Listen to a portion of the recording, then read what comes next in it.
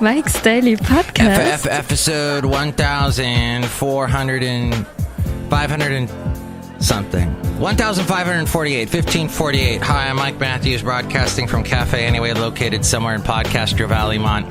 This is going to be a little bit longer of a show as compared to the last show, which got hurried because we have a celebrity radio guest in the building, and, well, there were some demands. Mike's Daily Podcast. That involved diet soda. That and the guy handling his show in the building was a little afraid. Mike's Daily Podcast. And flustered, as was the name of the last show. What is this? And What is this? it's called Mike's Daily Podcast, so don't get pissed. And I had a wonderful weekend. You know, I walked Basil the boxer, and he barked at me. And he... This is his solo. Mike's Daily Podcast. I hope you enjoyed it. So, yeah, I also dealt with Mike's these two guys. Daily One of them has been on Podcast. this show, Yeah. and they're the nicest guys. I thoroughly enjoy them to a point. And then they start getting, because they do this show and I produce it, and then they start getting these ideas of things they want to do that are beyond the realm of what I can give them or what I should give them. Because, like, I'm a guy, if you ask me for something, I will throw myself into it. Like, I didn't open the door. Someone threw themselves in here, is what I'm saying. Hi, Mark. It's Benita, the rodeo queen. How you doing? And to Disgruntled Fiddle Player tell you what, What? Ow. you should throw yourself into everything you do with all your joie de vivre. Wow, you used a little bit of French there. Yeah, I did. But as a rule, I do not like French people. I'm French! Why do you think I have this outrageous accent, you silly king? Look who else is here. Hello, Mike. I make the delicious root beer. I'm the Brewmaster. Oh, boy, I have some right now. Thank you. Root beer's scary. Have you noticed that people... Have you ever noticed... Hi, I'm the worst comedian on the planet. Have you ever seen that there is a thing... People have a difficulty doing selfies? Because as I go to my... Today's a selfie. And here's today's podcast picture. Once in a while, I like to throw in a picture of yours truly, Mike's of the... Mike, did I just flip my name around? Mike's Matthew? I threw the S on the opposite end of my name on the first part. But yeah, sometimes I get a little mixed up. And people, when they throw their selfies on the internet, as per usual, as they always do, as they never, ever, ever stop, they do this little mistake where they're staring so much at themselves that when the picture is taken, the camera is actually showing them looking at themselves. They're not actually looking at the lens, is what I'm saying. They're not looking at the lens, and therefore they're looking off to the side, and they look like they're just obsessed with themselves. And I think that's the name selfie works so perfectly, because the people are selfish, and they're all, look at me, look at me, look at me, look at me. And there are some women who are in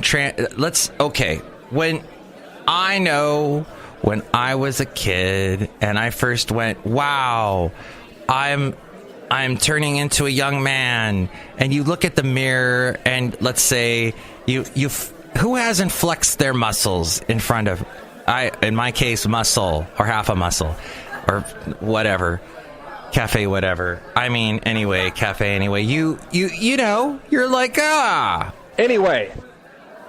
But at some point you move away and you go, if I look at that mirror too long, I've become narcissistic and I become Trump. And it makes me mildly nauseous. I will tell you at the time. Oh. I'll keep you in suspense. yeah, he's keeping us in suspense of his big speech tonight. That's all everybody's talking about is a speech. What's he going to say at his speech? An abortion bill failed. The Senate failed to pass a bill banning abortions after 20 weeks. That's my When there was a Black Sea incident, a Russian military jet performed an unsafe intercept of an American Navy plane while it was flying in international airspace over the Black Sea yesterday. There is a Humane Society probe going on. The Humane Society CEO, Wayne Pacella, accused of sexual harassment by 3 women in the Humane Society. It's nice to animals, but to women, he treats like crap, is what they're saying. And who was what? 10 tourists were charged with pornographic dancing in Cambodia. It almost sounds like I'm reading off the Onion webpage. But a sex-charged crash of cultures has landed 10 Westerners in jail in Cambodia. Cambodian prosecutors billed as a pub crawl and found people dancing pornographically. So the podcast picture today is, I think we'll go with the one from last week. That was with Basil the Boxer as we were walking in Fairmont Ridge, which that was Thursday I did that, and I went on a... No, we're not going to do that picture. We're not. We're gonna go with... Yes, we are going to go with that picture. We're going to go... We're recording this live, so things are messed up. Yeah, so there's some cows in the background at Fairmont Ridge.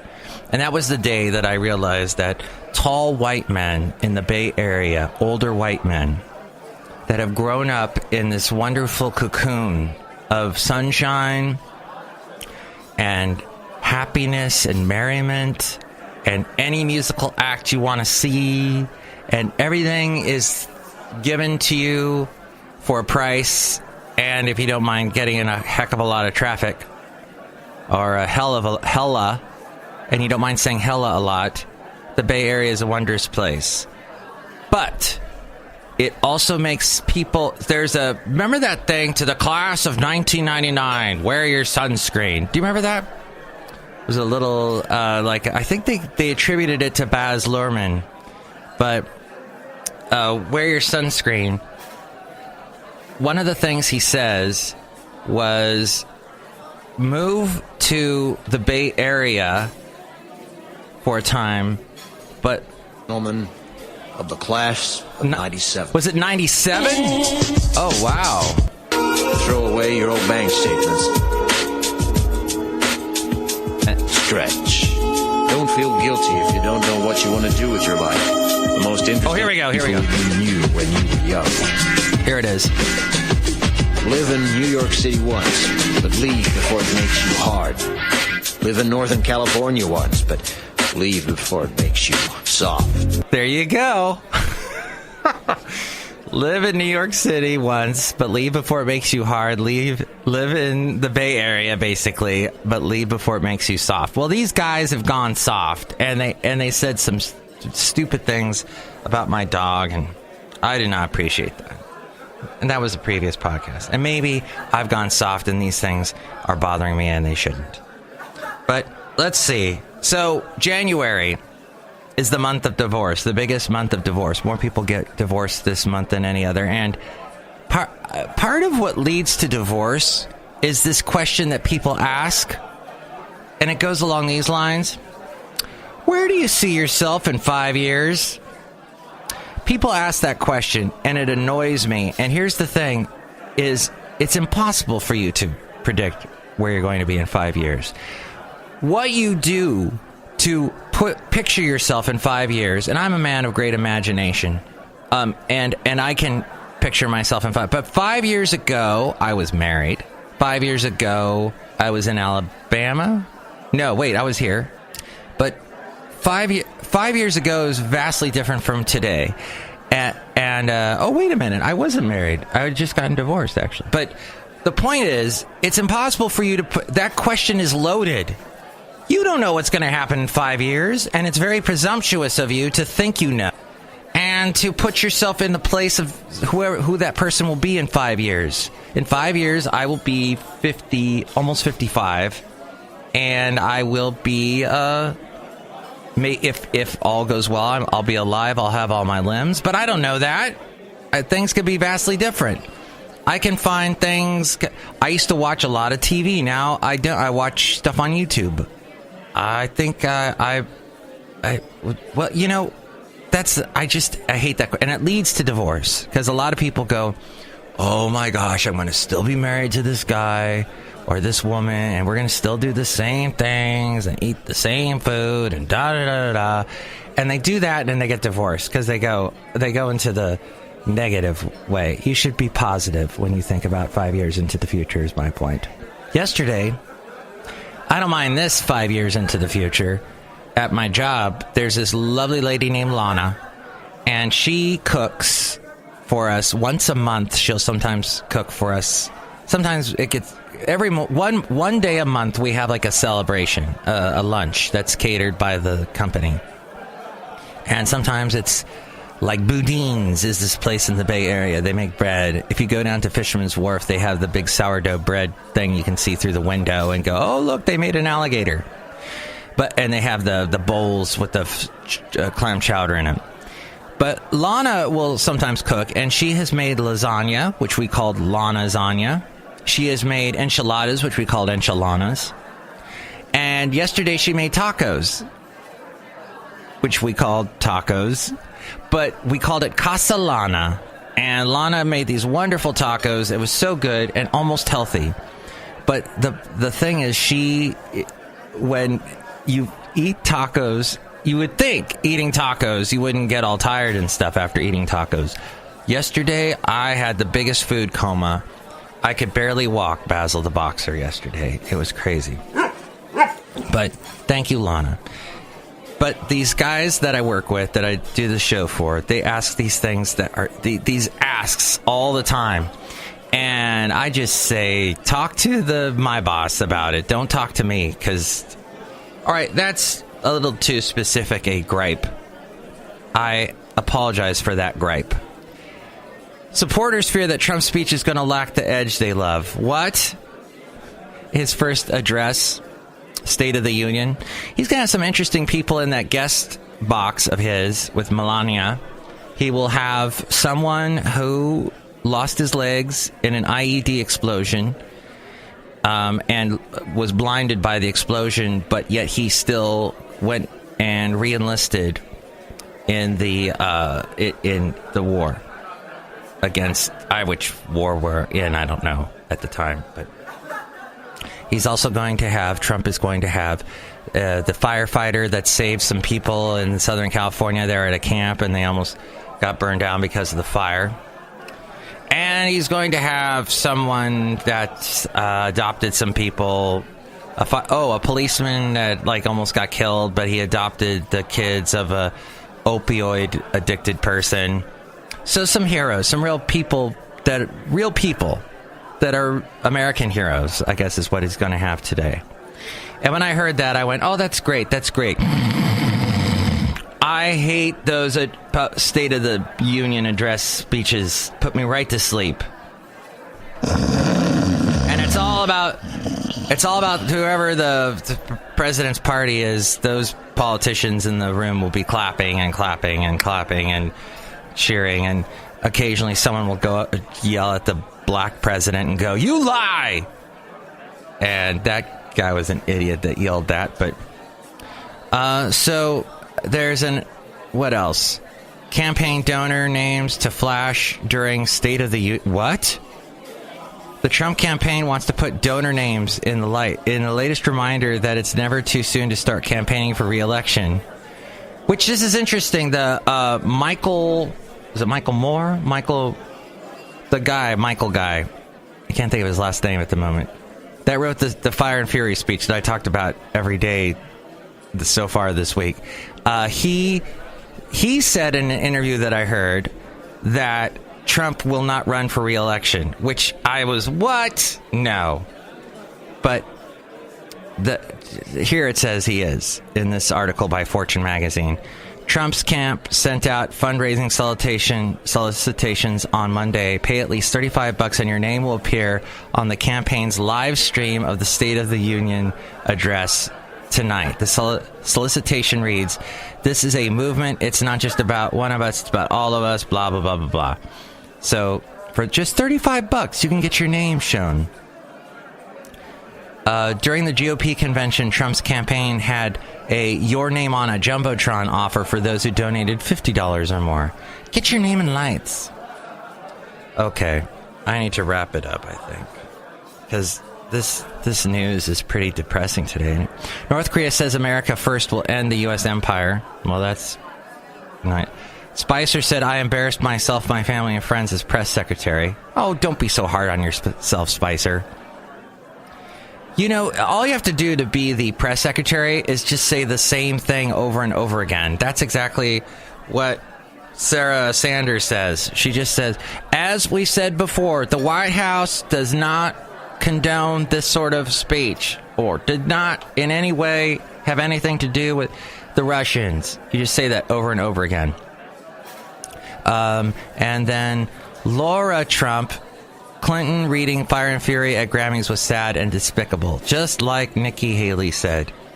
Oh well, that it was an attempt at a joke, and if you can't laugh at yourself, who can you laugh at? Because who's the closest one to you? Would be you. How secure is your data when it's stored in the cloud? That is a wonderful question the International Business Times asked. And since so much stuff is being thrown in the cloud, which, if you think about, it's basically we have condoned taking things that we own and giving them to someone else. It's so weird how we switched. But there's just so much stuff that we own. We buy a pod, and we throw it all in this big, ugly white box and stick it in our driveway. Or we upload it to this imaginary cloud somewhere that we don't know where it is, but hey, they store it, and maybe we can retrieve it whenever we need it, and you retrieve it whenever you need it, and everything's fine. But what happens to that location that has that stuff that we own? What happens if that building that it's sitting in blows up? Is it backed up anywhere? What happens? I mean, what if a magic genie... As cloud storage becomes more common, data security is an increasing concern. Companies, schools have been increasing their use for services like Google Drive for some time, and a lot of individual users are also using it. I use Dropbox, for example. Hey, MIKEs-DAILY-PODCAST.com. If you want to listen to the show, the past shows are up on Dropbox. There are links to that at MIKEs-DAILY-PODCAST.com. If you're going to do any shopping on Amazon, you can go through, and Amazon has a bunch of cloud storage. They own a bunch of that, Amazon Drive. But if you're going to go through Amazon at all, you can do it through MIKEs-DAILY-PODCAST.com, and that helps us out. There's also a PayPal if you'd like to help us out that way. Microsoft OneDrive is another one of those. And Google Drive, which Google Drive to me is a joke. It filled up so fast, I don't even use it anymore. Microsoft OneDrive I tend to like. I don't know why I like it, because I don't even have a Microsoft account, but whatever. Cafe, whatever. There's no doubt concern about what happens to that stuff. Anyway. Is information. Millions more users might store data online if they were more certain of security. Data stored in the cloud is nearly always stored in an encrypted form that would need to be cracked before an intruder could read the information. But as a scholar of cloud computing and cloud security, Habin Zhang says that where the keys to that encryption are held varies among cloud storage services. In addition, there are relatively simple ways users can boost their own data security beyond what's built into systems they use. Really? Letting users keep control. A few less popular cloud services, including Mega and Spider Oak, require users to upload and download files through service-specific client applications that include encryption functions. That extra step lets users keep the encryption keys themselves. For that additional security, users forego some functions, such as being able to search among their cloud-stored files. What? As we go outside a cafe anyway, we're bringing Mike's Daily Podcast somewhere in Podcaster Valley. Well, I can't get into any of these other topics. We're going to have to wait till the next show. But thank you so much for listening to this one. And for, you know what? It's been a month. It's almost done, January. Oh, and it was supposed to be, wasn't today the big crazy moon thing? I noticed on the way in to work that it was big and full and beautiful, but I didn't see it eclipsing at all. So I don't know if that's going. I might go outside right now and see if it's happening. But anyway, that's MIKEs-DAILY-PODCAST.com if you want to go there and check out all the past shows, past podcast pictures, and as you can see the characters that you've heard here at Cafe Anyway, you can see what they look like as well. It's all there at MIKEs-DAILY-PODCAST.com. And now Ariel, the lovely Ariel, will reiterate that. Hey, next show it's going to be the wonderful Madame Rootabega, Valentino, and Bison Bentley. Mike's Daily Podcast is written and produced and performed by Mike Matthews. His podcast is super easy to find. Download or listen to his show and read his blog at MIKEs-DAILY-PODCAST.com. Email Mike now at MIKEs-DAILY-PODCAST@gmail.com. See you tomorrow. Bye!